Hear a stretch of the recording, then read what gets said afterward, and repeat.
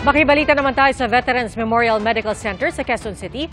Bukod po kay Atty. Zuleika Lopez na Chief of Staff ni Vice President Sara Duterte, naroon din ang Special Disbursing Officer ng OVP na si Gina Acosta.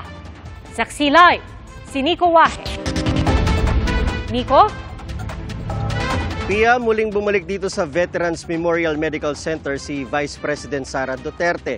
Yan ay para samahan ng kanyang Special Disbursing Officer na si Gina Acosta na dinala rito mula sa House hearing matapos umanong tumaas ang blood pressure. Mula pa noong isang araw na dinala rito sa VMMC si OVP Chief of Staff Atty. Zuleika Lopez, dumagsa rin ang mga taga-suporta rito ni Vice President Sara Duterte at ng kanyang pamilya. Pagpapakita raw ito ng suporta sa bise na tingin nila ay tanging oposisyon ng administrasyon. Pagbabantay rin daw ito sa mga nangyayari sa opisina ng bise. Hanggat nandito raw sa VMMC si VP Sara at Atty. Lopez ay hindi sila aalis dito. Ang mga miyembro raw nila ay galing pa sa iba't ibang bahagi ng bansa. Dahil nakikita natin parang walang oposisyon na tumatayo, kailangan na manawagan sa ating sambayan ng Pilipino.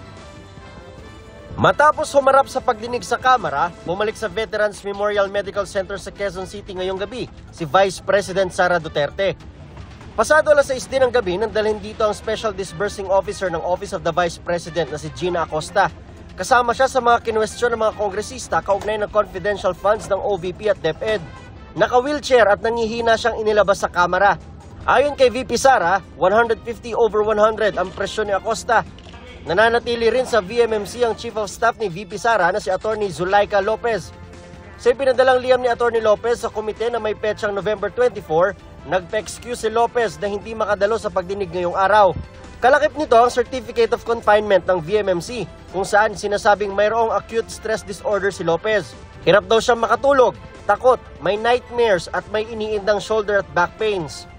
Kumusta naman si VP Sara sa hamon na magpa-psychological at neuropsychiatric test, pati na drug test. Pero hamon niya sa mga opisyal ng gobyerno, sumailalim din sa drug test. Dapat magpa-drug test ang lahat ng mga nagtatrabaho sa Office of the President, sa Office of the Vice President, sa lahat ng opisina ng Senado, sa lahat ng opisina ng House of Representatives, sa lahat ng departamento ng ating bayan, ng ating pamahalaan.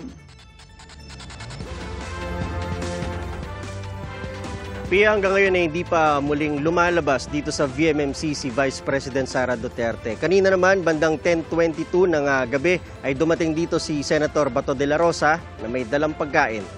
At live mula rito sa Veterans Memorial Medical Center para sa GMA Integrated News, ako si Nico Wahe, ang inyong saksi. Mga kapuso, maging una sa saksi. Mag-subscribe sa GMA Integrated News sa YouTube para sa iba't ibang balita.